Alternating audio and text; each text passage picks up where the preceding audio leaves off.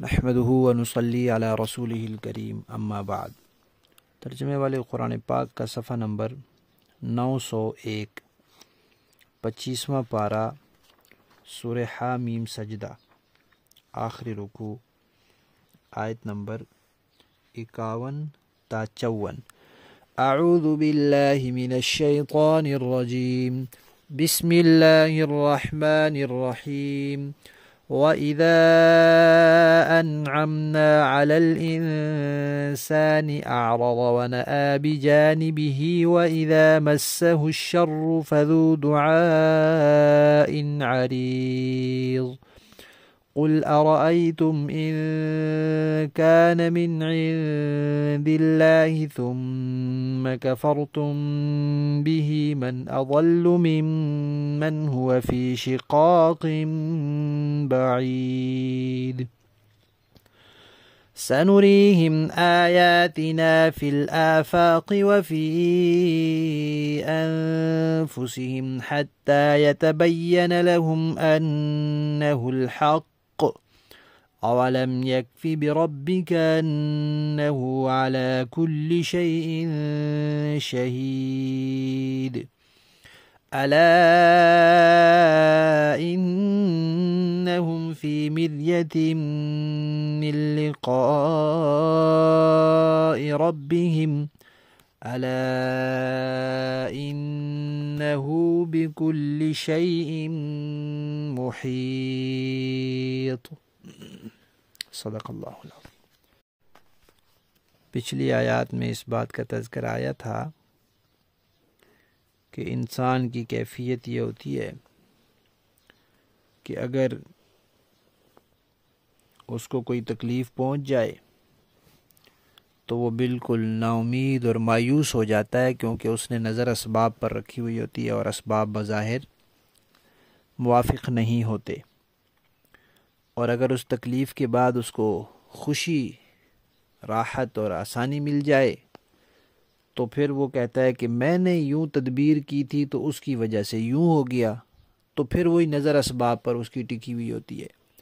تو اس کا نتیجہ یہ ہوتا ہے کہ خوشی میں وہ اللہ سے غافل رہتا ہے، لیکن اپنی تدبیر پر بھروسہ کیے ہوئے ہوتا ہے، اور غمی میں پھر بالکل مایوس اور نا امید ہو جاتا ہے۔ اب بتا رہے ہیں کہ کبھی ایسے ہوتا ہے کہ اللہ تعالیٰ اس کو انعام سے نوازتے ہیں تو وہ انعامات میں، خوشی میں، خوشحالی میں اللہ تعالیٰ کا شکر ادا کرنے کے بجائے شکر سے منہ موڑ لیتا ہے، پہلو تہی کر لیتا ہے، پرواہ ہی نہیں کرتا، شکر ادا ہی نہیں کرتا۔ اور جب اس کو کوئی تکلیف پہنچتی ہے تو پھر اسی اللہ کے سامنے لمبی چوڑی دعائیں کرتا ہے۔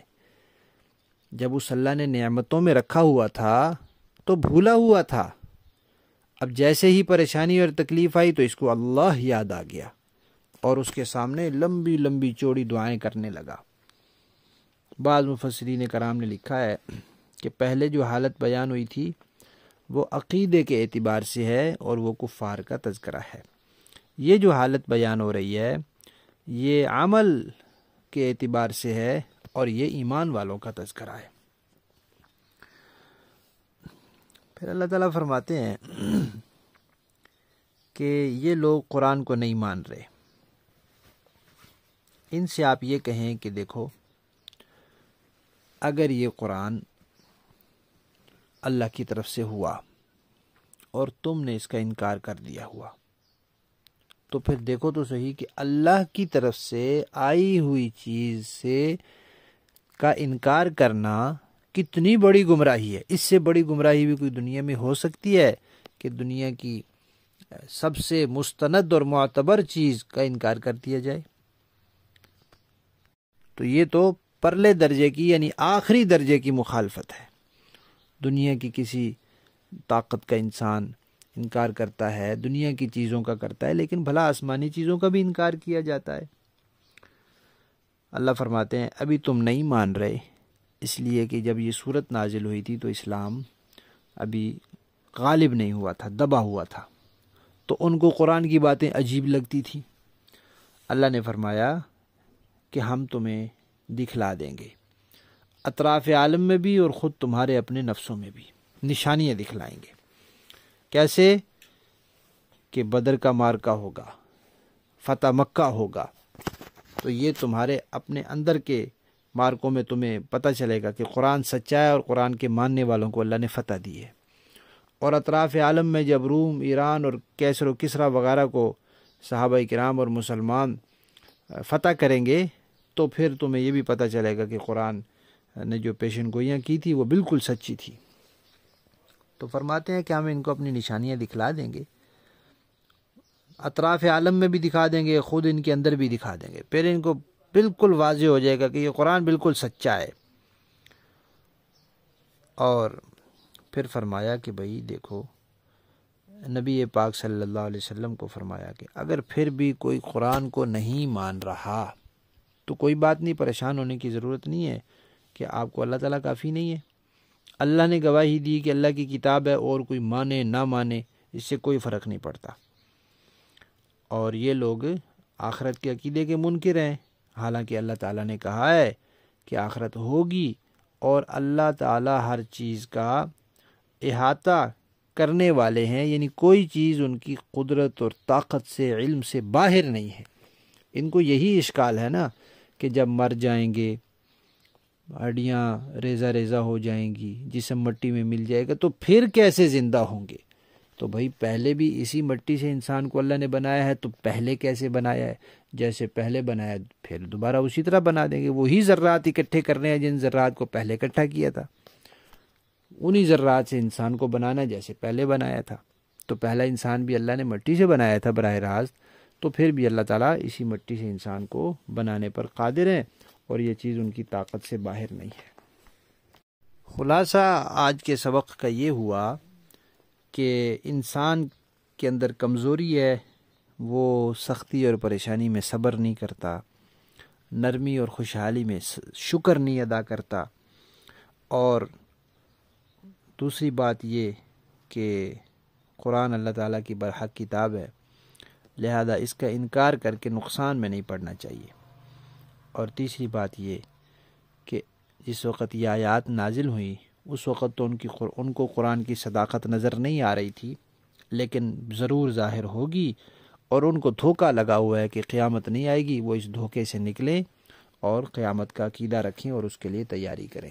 لفظی معنی دیکھیے، وَإِذَا، اور جب، انعمنا، ہم انعام کرتے ہیں، نعمت دیتے ہیں، علی الانسان، انسان پر، اعرض، وہ منہ موڑ لیتا ہے، ونأى، اور بدل لیتا ہے، بجانبہ، اپنا پہلو، وَإِذَا مَسَّهُ، اور جب اس کو پہنچے، الشر، کوئی تکلیف، کوئی برائی، فذو دعاء، تو دعاؤں والا ہو جاتا ہے، عریض، لمبی چوڑی دعائیں۔